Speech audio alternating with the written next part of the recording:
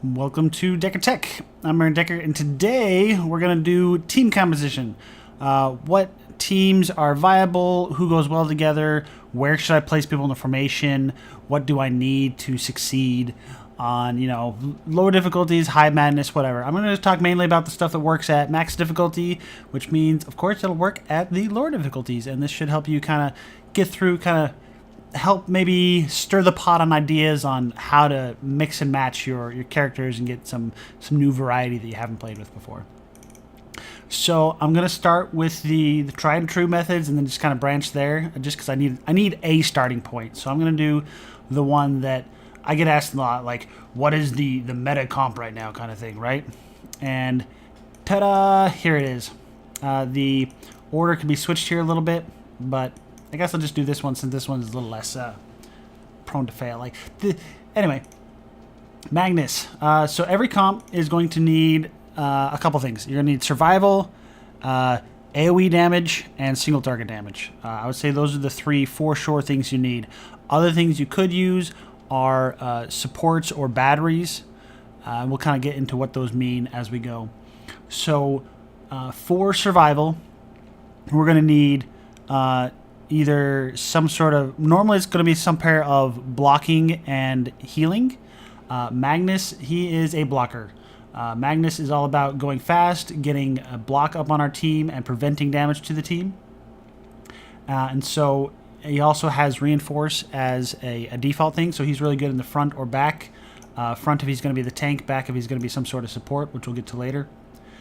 So Magnus is bringing the block and survival to the team.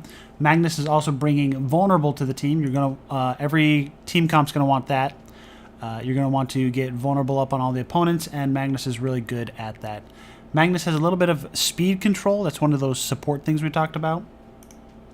But the biggest things are vulnerable and blocking for the team, and a little bit of speed manipulation. Like I said, his claim to fame is he goes fast, and he starts with reinforce, and he's a really good AoE blocker. The other side of this particular comp's survivability equation is Otis. Otis is also he's a shield person, so that's delayed block for next turn, right? But the key here is that for every shield he applies, he also heals the team. So that's how Otis is kind of completing that equation, is healing the team. Otis also has a lot of synergy with Vitality, which is one way to increase the health points of the team. Otis does struggle a little bit on single target actual just straight up healing until later game. So this comp is, the reason it's viable is because there's a lot of just AoE coverage. You do have to be careful on high madness of making sure Otis takes care of some single target healing. But all of these heroes I have guides, well, I say that.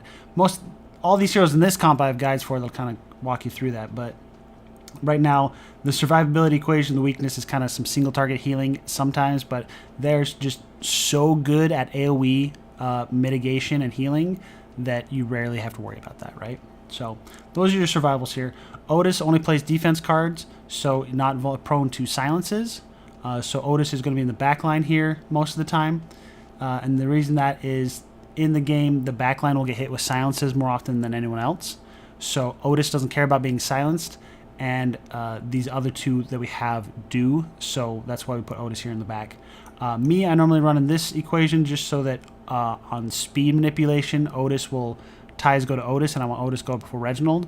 But for the most part, it's really safe to just throw Otis in the back line because, like I said, he don't care about being silenced. You'll still want to throw Reinforce on the back line just to help protect from the assassins in the game, is what I'm going to call them, those that hit the back line. In this equation, Reginald is our DPS. He's all about blasting folks and getting blessed and whatnot. He's all about stacking bless on himself. You're going to feed him lots of energy and inspire, and he's just going to destroy the world. The person feeding him this energy and inspire is Cornelius. Cornelius is here as a support to give this the insulate buff, as well as just to feed that energy and inspire to Reginald. So I think I'm talking too much about the details here. For the rest of the comps, I'm not going to get as detailed, just kind of give you a brief overview. But for Magnus, it's, you know, frontline tank and vulnerable. Otis, backline healer. Cornelius is just support, and Reggie's the DPS, right? So frontline gets hit a lot with physical damage. Backline gets hit the second most with physical damage. Second place gets a lot of elemental effects. And third place is probably the safest for survivability. Otherwise, the other reason the order matters is that ties go to whoever's in first place. So if Magnus and Cornelius had the same speed for any reason, Magnus will go before Cornelius. So when you're kind of picking these comps, that's the only other reason to make order matter is what turn order you want them to take, right? If they all have the same speed for any reason. Yeah, that's this comp. So other frontliners that you can do is Heiner. Difference with Heiner is that he's slower. He relies on Fortify and doing the shields from turn to turn. Still pairs really well with Otis, just for the fact that they're both doing block and shield, and Heiner makes it last from turn to turn. Again, Otis on the survival equation is just lacking on the straight up healing in this combination. Of the two frontliners, those are the two main ones I'd go with is Magnus or Heiner. Magnus relies more on speed manipulation. Heiner just on I'm sturdy and I will outlast you. Andren is the other option, a little more finesse here. Andren revolves around the deflects being a really efficient card, so really efficient block, but as well as the evasion mechanic. Andren will just avoid attacks in general, and Andren does some AoE. His team survival contribution is Ballad of Evasion. This is a card you have to craft. It's a very specific build, and that's why I said it requires some more finesse. Andren tank is more about going for Ballad of Evasion and playing around that. And eventually we'll get some videos and descriptions about that, but that's another option. And then, of course, there's the Reginald tank.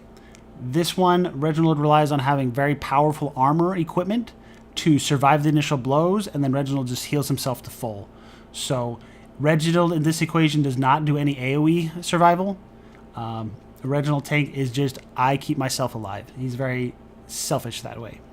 But to do so also requires Reginald to have really good armor. So of the four I mentioned, that's probably like the order I would mention it. I'd say Magnus safest, Heiner next, Andren is a little bit of finesse, and Reggie is a bit of finesse as well. So back to Magnus frontline. Let's see, what do we got for healers? Let's bring this back in. Let's do Nesglect. So of healer options, we also have Maluka and Nesglect are really good options. Normally, I pair them together because they're both half healers, so to speak. Maluka has a pretty good solo healer version, where she goes into the vitality and regeneration and stuff like that. But it takes a little while to come online sometimes, and then her dark healer version takes a lot of items and time to come online. So, like I said, you usually want to pair someone else that does some group healing to do with that. So you'll see Nesglect and Maluka paired a lot like that. Because Nesglect healing is a lot of AoE healing, but no single target healing. And the Dark Maluka is a lot of single target healing. So this is a valid... we're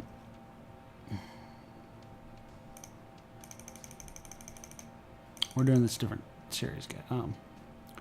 Sorry, little brain fart here. I'm trying to decide. This video is going to be way too long here if I touch too much about details. So, of the healers, Otis is the easiest. Maluka and Nesglect are both like half healers, but very viable. You can get away with solo healing on either one if you take precautions otherwise, but it will be, you kind of have to force it a little bit. Or at lower difficulties, you should probably be able to get away with either Maluka or Nesglect solo healing. Reginald is also a healer option. For him, it's all about AoE heals and regen. I would say once you have the Corruptor of Decadence going on, is it Decadence, the reduced healing, Reginald kind of falls off a little bit. And all these other healers come into play a lot more. And unfortunately, none of these other classes have enough healing to be justified as healers. So that's why Otis is usually the default. And then otherwise, you're going to do either Maluka or Nesglect as with some backup support. You're either going to have the rest of the team have enough self-survival to maintain it, or someone's going to pick up a little bit of slack in protection and stuff. or you're just going to pair them together as a duo. DPS options. Well, we got Maluka. She's really good at dark. Requires a lot of items to get going. Unholy Storm is a great AoE option. And Black Karma is a good single target option. Maluka doesn't have very good detonators that go along with her build. Detonators are things that say, you know, deal X damage, where X is 2 times the amount of burn stacks on the target. That's Holy Fire, right? So Maluka doesn't really have that option. Otis has that option, and Reginald has that option. Nezglect, his claim to fame on single target damage is Mind Visions or Vile Gas. Those are both detonators for Sight and Poison. If you're doing the Vile Gas, you need someone on your team that does some poison with it. So you do a Thules or an Andren to come along in this group. In all of these, I'm trying to say Cornelius is still a battery most of the time. Someone to feed energy to the team. The Nezglect, we said. Nezglect can be a good... He starts out with good single target damage. He transitions to good AoE damage with items. So, like I said, so Maluka is good. Definitely require items and is normally AoE damage. Nezglect usually ends up at the end of the game being AoE damage. But Nezglect has much more single target damage. The Wilbur falls along the lines of support most of the time. Evelyn, same deal. All these mages, you're not going to normally rely on them as the solo ported damage unless we're talking about Cornelius going self-burn. In the Cornelius self-burn scenario, you're going to bring along another support, and the main DPS Cornelius is going to apply burn to everything, and then you're just going to use your 2 mages to run combusts to detonate it, and or just let the world burn, which is a lot of fun. But until the final boss, you actually have to have those detonators that I talked about.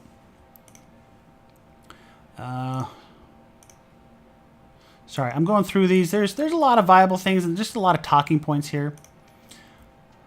Most of the time, I only run 1 DPS and then a support with them, because the support will have some sort of detonator to go with it. So, like I said, if Cornelius is doing burn, then Evelyn will have combustion. They'll both have combustion, or you can have Holy Fire on Otis. Or if Reginald is your DPS, then Cornelius can also run combustion, and Reginald can run Holy Fire. So you'll have your support will normally like apply the stacks of the thing that the main DPS wants, and then your main DPS will detonate those stacks. Like I said, Thules is really good at adding poison, and then Nezglect and Thules could both benefit from those poison stacks. Thules is really good at adding Sight. Nezglect can benefit from the Sight stack sort of thing. Then there's also, once we get into scouts for damage, there are Thules as DPS, and you could run Andren as your support, or Andren as your tank is one option. But the reason is that Andren would help apply like Mark and Poison, and Thules can detonate it. Or for the Thules route, you got either the Poison route or the Sharp route. Poison route, you bring a scout in to add the poison. The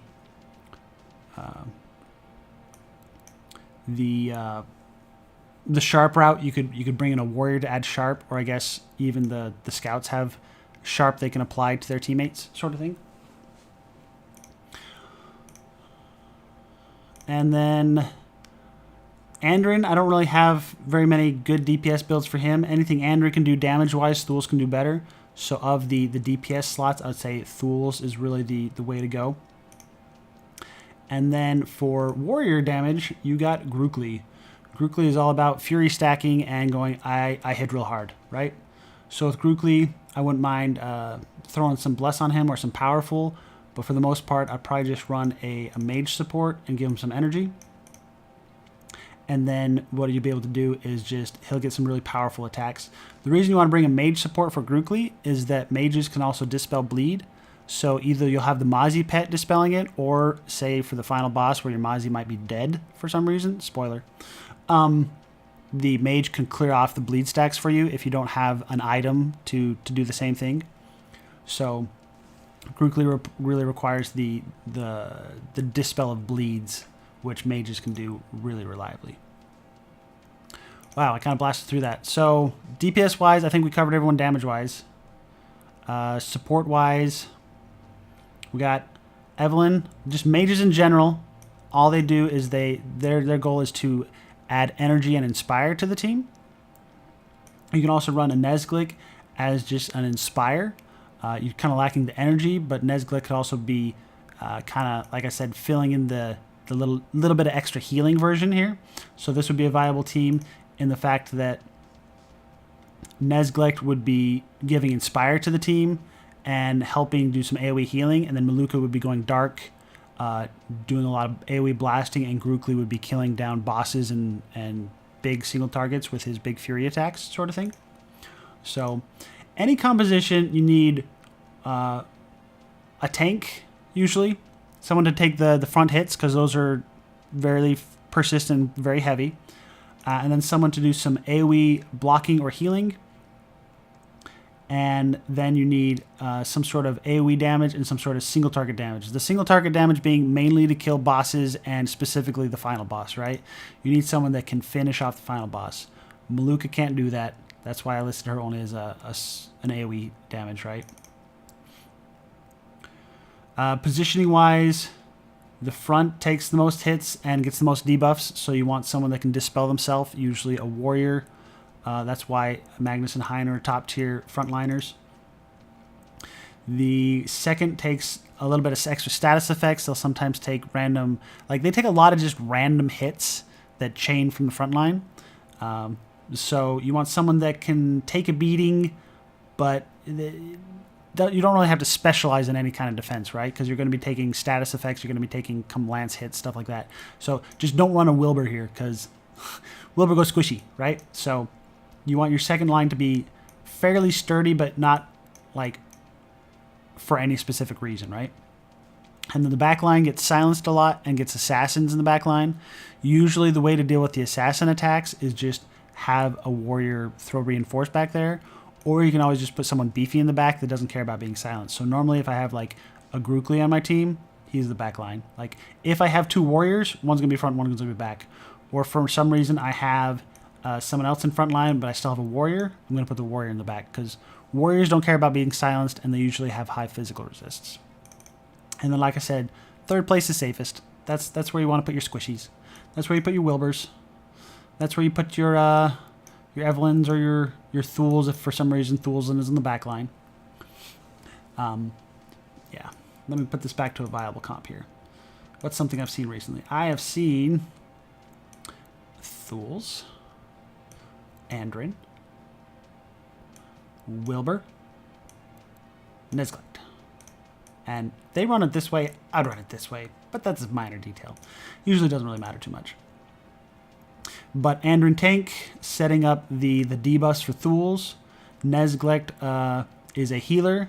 He's having a little trouble healing, but he gets a little support from Andren, and they are kind of forcing their way through Act 1 to get this to happen, because Nezglick takes a little time and effort to get online. But Nezglick is also supporting by adding debuffs for Thuls and applying Inspire to the team. Wilbur is focusing mainly on Energize instead of Inspire and buffing the team. And Thuls is doing damage both AoE and single target. Nezglick and Wilbur kind of help with the single target. So in this composition, you got a tank, you got a healer. The healer's struggling a little because it's a half healer. You got two supports, and you got a main damage dealer and like two support damage dealers. So this one, it's like you got like two supports that are kind of hybrid of both resources and damage kind of thing, right? And then compare that to the tried and true method of my favorite. By my favorite, I mean just the one I've done the most. This one, it's leaning more into, I did the double. I covered both a tank and a healer, very like self-sufficient, and this means my DPS and support, the support is all they have to worry about is pumping into the DPS. They don't have to worry about any survival or helping with anything like that, right? So it's just kind of all managing that. It's your balance between survival and damage. Usually you can get away with like a half support or a half healer or a half damage. Well, not a half damage, I lied. Or a half tank, as long as you have it being covered by another role being stronger than it was before, right? And then last but not least, I guess I should have just started with this. Of all the heroes, Magnus, you're either going to run him as a tank or a support that's just here to do vulnerable and speed manipulation. But usually that's going to be a tank if he's on your team. Heiner, I've only ever seen him as a tank viably. Everything else is a meme or low difficulty. He's just here to soak up damage in the front line. Grukli, mainly just a damage dealer. I'm going to put him in one of these back slots most of the time. Can't really take a beating and requires dispelling bleed on himself. Andren, frontline or support. Low difficulties, he's a decent damage dealer. But for the most part, he's just here to add mark and debuffs and stuff to the opponents and do a little bit of damage. Thules, damage dealer through and through. Evelyn, mainly a battery. This being, the energize and inspire, and or just overall support. She's really good at changing elements. If you need, let's say you're an elemental damage dealer and you need to kind of get a variety of damage types in case the opponents are immune to them, she can help kind of flip your damage types. She can sometimes be a tank in very specific Mimi builds. I have seen them at max difficulty, but you have to put a lot of eggs in that basket to make it work. Wilbur is support. You can sometimes do it as a damage dealer, but it's usually not a solo damage dealer. This is usually like the secondary damage dealer, right? You can't do a run just with Wilbur as your damage dealer. Whereas on the other hand, Cornelius could be your only source of damage, and you can make it through the whole game. Lava elementals will give you problems, but otherwise you got it, right? Because he can do single target AoE and detonations. If you're doing that, you're going to want someone feeding him energy, of course, because when there's just one damage dealer, you basically have your second damage dealers just giving them energy and stuff, right? And healers do their thing. Nezglect and Maluka. Sorry, Nezglect. Main healer with a struggle. Half a healer really well. Half a support really well. It can't do energize, but can do inspire. And you're not going to run them as tank or anything like that. Maluka, same things, different reasons. Half healer, half a support. No, I wouldn't ever really run Maluka as a support. Sorry. So a little less so. She's half a healer. She can do a full healer if you force it, especially with items. She's a really good damage dealer in some scenarios. She really struggles at single target DPS though. On a scale of good to bad, Nezglect probably beats Maluka in most counts, but I mean, Exploding Dark can just be really fun. Otis, healer only. Okay, I like you can run Otis as a damage dealer on lower difficulties. I haven't really seen it done on higher difficulties. But if you are doing Otis damage, it's basically like a weaker version of Reginald damage. And or you're just going to do it as your secondary damage dealer, the person to stack Sanctify or Burn on the target. And then Reggie can be a healer, probably not on high difficulties. Usually it's just going to be a damage dealer. And I only mentioned it as a tank just as another option because, like I said, you can flex these people to do other things given the right circumstances. Like, he's the bottom of the totem pole for frontliners right now, in my opinion. Like, right there with Evelyn. Evelyn tank and Reginald tank, they're both possible, but you really got to finesse it. Andren tank is a little more viable and consistent, and then, of course, the warrior tanks. Sorry. Side note on the... I don't know. I'm repeating myself at this point. So... Sorry, this one was a little sloppy. It was kind of spur of the moment. Hopefully it's useful. Maybe I'll replace it with something better later. If you want me to replace it with something better later, let me know in the comments, and I'll kind of tweak what I did or said And if you have any questions on what I did or said, let me know, and I will get back with you. Catch you later. Peace.